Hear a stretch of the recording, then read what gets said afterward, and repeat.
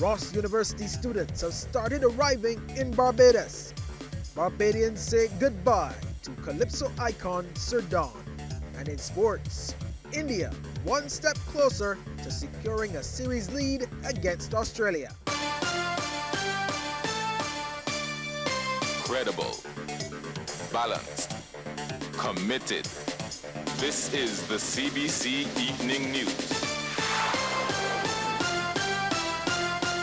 Very good evening to you with the Saturday, December 29th edition of the CBC Evening News. I'm Ryan Broom in our top story. A Barbadian Queen's Counsel, a prominent businessman, have been conferred with knighthoods as part of the New Year's Honours list.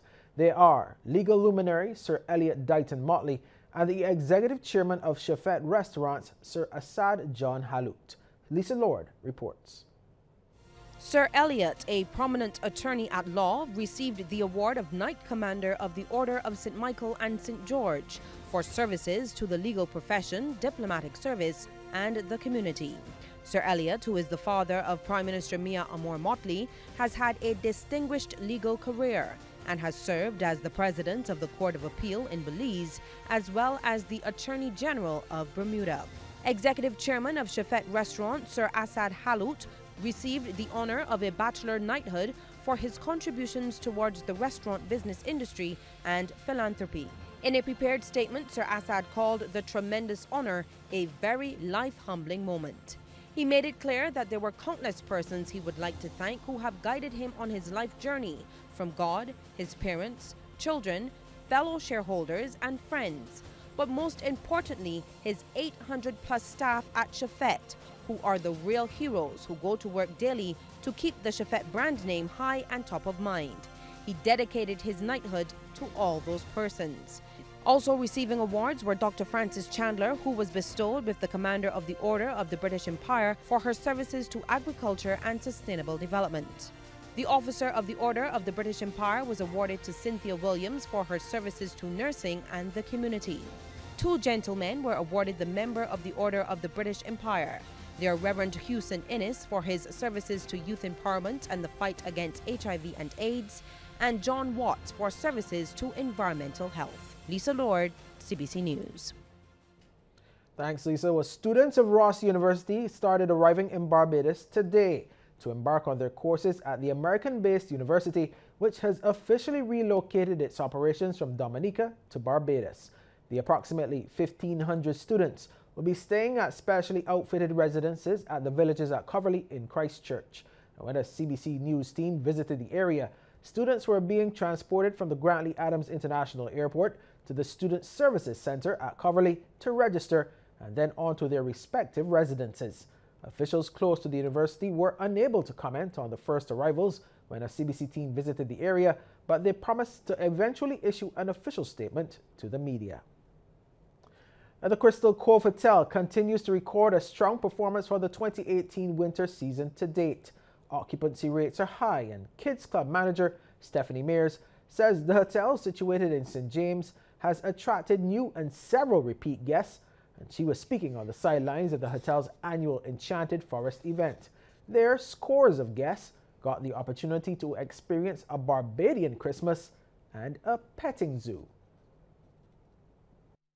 Christmas at Crystal Cove was interesting. It was really good. We have, like I said, lots of repeats in house, and we know that each year lots of repeats look forward to returning to celebrate the holiday with us.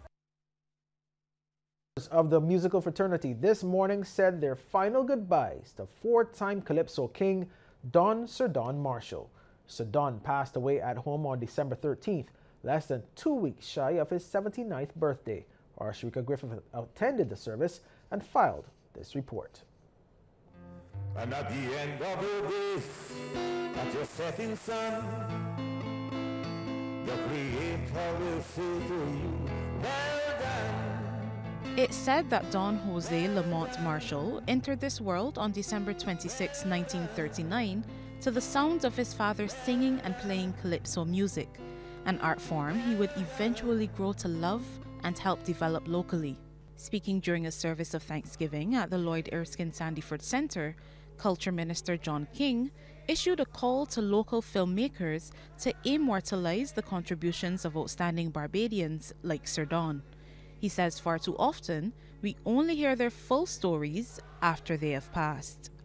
I will do my very best as a minister responsible for culture to ensure that his work, his life story, and not only that of Don, but I'll start with Don, is recorded in such a fashion that generations who come after us have something. Daughter Juliette Marshall says her father made the bold decision to knight himself Sir Don even before he became known for some of the most humorous and well-penned social commentaries. A few favorites are Brother Messiah, Tom Say, and the Pile Case. He was noted for being solely responsible for Barbadianizing the art form. For even though he was originally influenced by Trinidadian calypso, Sir Don began to use Bajan vernacular in his songs.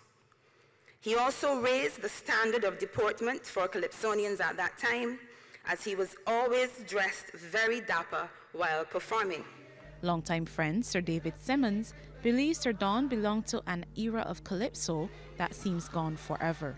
It was an era when calypsos were melodious and serious commentaries were interwoven with humor, satire, and wit.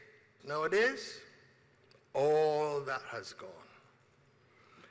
All that has disappeared from the recordings, only to be replaced by the widespread use of technology, producing a sound that is anemic. Veteran calypsonian Dr. Anthony Gabby Carter recalls an instance when he tried to eavesdrop on Sir Don's rehearsal ahead of a competition. Don looked through the window and seen he was singing the song, and Don looked, bam, bam, bam, bam, bim, bam, bam, bam, bam, bam, bam, bam, bam, bim. Not a word. I work out that from that day on, that whenever I was rehearsing for a competition, that's exactly what I would do.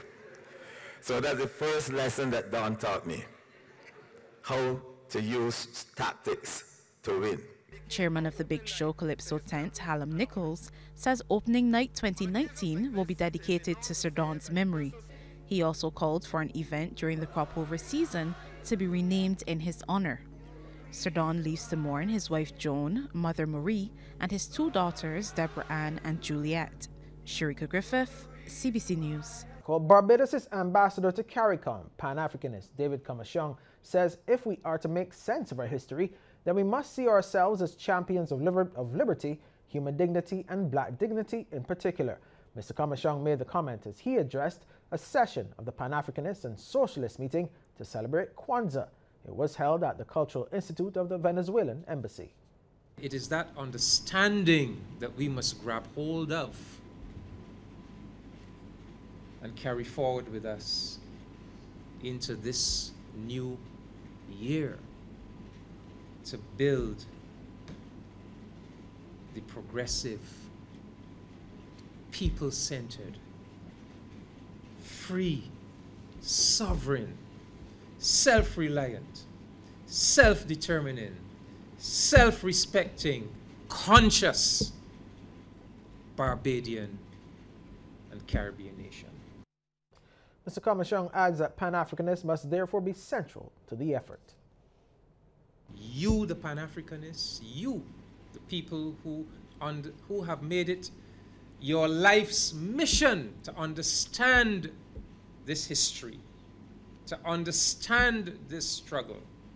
You who are animated by the fundamental principles of Kwanzaa, of faith and purpose and self-determination and cooperative economics,